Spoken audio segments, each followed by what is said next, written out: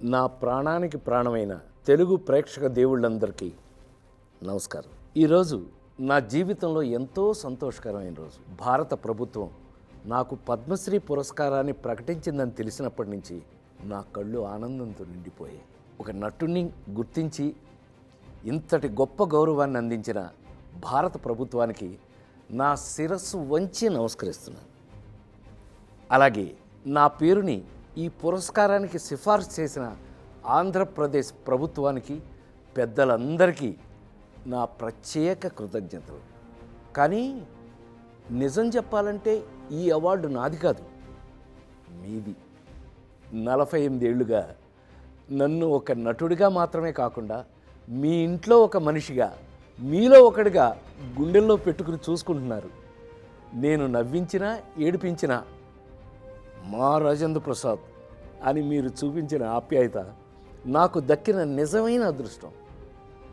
ఆ ప్రేమే ఈరోజు నన్ను ఇక్కడ దాకా నడిపించింది. 2 తెలుగు రాష్ట్రాల ప్రజలు నన్ను సొంత బిడ్డలాగా ఆదరించారు. మీ రుణం ఈ జన్మలో తీర్చుకోలేను.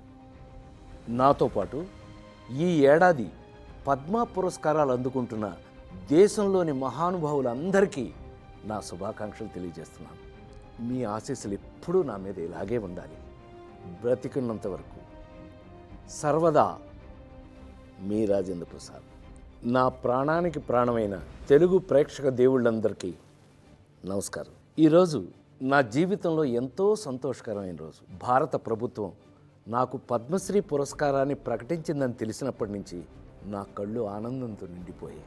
ఒక నటుడిని గుర్తించి ఇంతటి గొప్ప గౌరవాన్ని అందించిన భారత ప్రభుత్వానికి నా శిరస్సు వంచి నమస్కరిస్తున్నాను. అలాగే నా పేరుని ఈ పురస్కారానికి సిఫార్సు చేసిన ఆంధ్రప్రదేశ్ ప్రభుత్వానికి, పెద్దలందరికీ నా ప్రత్యేక కృతజ్ఞతలు. కానీ నిజం చెప్పాలంటే ఈ అవార్డు నాది కాదు, మీది. 48 ఏళ్లుగా నన్ను ఒక నటుడిగా మాత్రమే కాకుండా మీ ఇంట్లో ఒక మనిషిగా, మీలో ఒకడిగా గుండెల్లో పెట్టుకుని చూసుకుంటున్నారు. నేను నవ్వించినా ఏడిపించినా మా రాజేంద్ర ప్రసాద్ అని మీరు చూపించిన ఆప్యాయత నాకు దక్కిన నిజమైన అదృష్టం. ఆ ప్రేమే ఈరోజు నన్ను ఇక్కడ దాకా నడిపించింది. 2 తెలుగు రాష్ట్రాల ప్రజలు నన్ను సొంత బిడ్డలాగా ఆదరించారు. మీ రుణం ఈ జన్మలో తీర్చుకోలేను.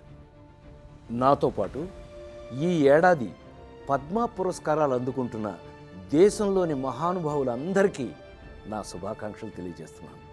మీ ఆశీస్సులు ఎప్పుడూ నా మీద ఇలాగే ఉండాలి. బ్రతికున్నంత వరకు సర్వదా మీ రాజేంద్ర ప్రసాద్.